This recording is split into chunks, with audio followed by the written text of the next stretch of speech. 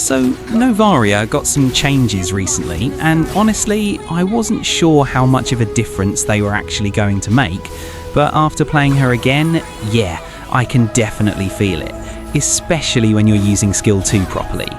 So I decided to take her into the mid lane and just see what we can do with her. And obviously, we're not here to play a boring game, we're here to make the enemy question why they decided to leave their base, because that's basically what Novaria does when she's having a good game. You don't really need to be standing next to the enemy to cause problems, you can just stay somewhere safe, look for an angle and wait, and the moment someone gives you an opening, take the shot. That's really the biggest thing with Novaria. Don't rush your skills just because they're available. Wait, watch the enemy, see how they're moving, and then decide whether the shot is actually worth taking. Because if you throw everything the second you see someone, they're probably just going to dodge, and now you're standing there wondering what happened. We've all done it. You see an enemy and your brain goes, yep, I can definitely hit that. And then somehow the shot goes completely somewhere else. Beautiful. But when you actually take your time, that's when things start getting really annoying for the enemy. Look at this, there's no reason for me to force anything here, I'm just waiting for the right moment. And there it is, goodbye. And honestly, I think that's one of the most satisfying things about Novaria. You don't always need to chase people, you don't need to dive into the middle of a fight, you can just keep putting pressure on them from a distance.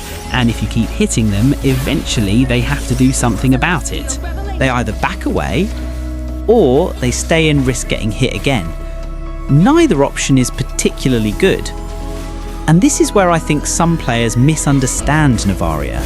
They look at the scoreboard and think, okay, how many kills did she get? But that's not really the whole story. If you're constantly forcing the enemy mage or marksman to recall, you're already doing something useful. They're losing farm, they're losing time, and your team gets more room to move around the map. You don't need every single shot to end with a kill. Sometimes getting the enemy low is enough, and then your team can take advantage of that. Now, one thing I really like about playing her mid is how easy it is to change your position. You clear the wave, you disappear, and now the enemy has to wonder where you went.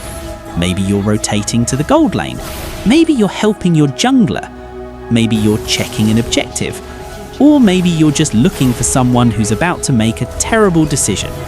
And let's be honest, someone usually does. Like this guy.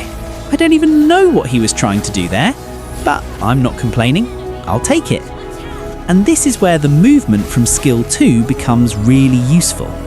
You're not just using it to get closer to an enemy, you can use it to change your angle, move around the map and get into positions where the enemy isn't expecting you. And after the recent changes, the movement speed starts much higher and then gradually falls off.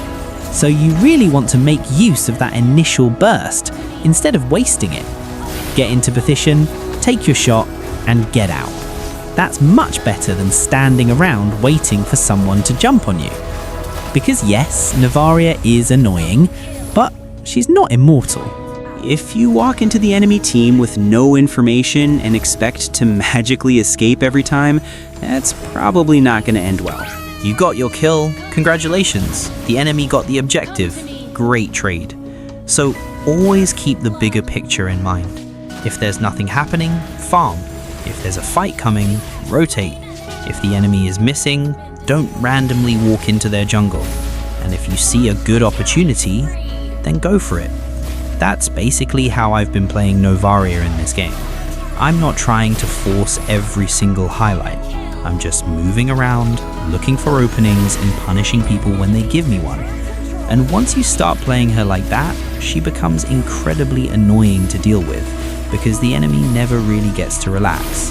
They can be farming, they can be rotating, they can be trying to set up for an objective, and somewhere in the distance, there's a Novaria looking at them, and they don't even know it yet. If you're enjoying these Novaria highlights, make sure to leave a like, and if you want more MLBB gameplay, hero highlights, and games like this, consider subscribing. It really helps the channel, and I appreciate everyone who's been watching. But enough talking, you guys came here for the highlights, so let's get back to it. because apparently they still haven't learned. And honestly, I'm perfectly fine with that. Let's see how many more shots we can land before this game is over.